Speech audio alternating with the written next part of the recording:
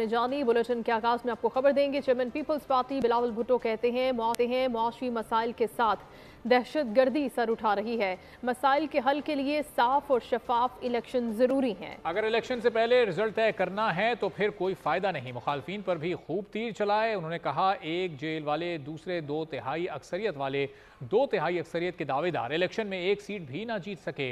कोई कहता था कि उसे जेल भेजूंगा, इसको जेल भेजूंगा। बल्दियाती इंतखाब से डर कर भागने वालों को अवाम जवाब देंगे।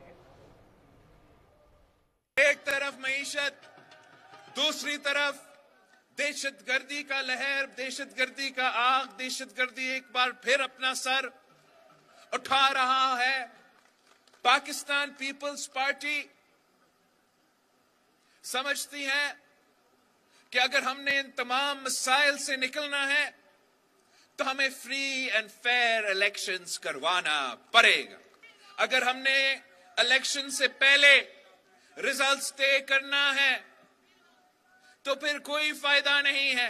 एक तो वो जेल वाले हैं, तो दूसरे कहते हैं कि हम 2/3 अक्सरियत, बात तो हो गई, और 2/3 अक्सरियत हमारा।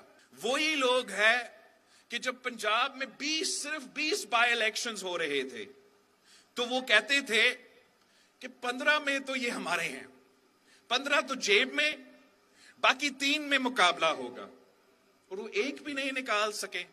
जो बल्दियाती इलेक्शन से खौफ से डर के मारे भागते थे ना, उनको अवाम ऐसे जवाब देगा इलेक्शन में कि उनको नस्लों तक याद रहेगा।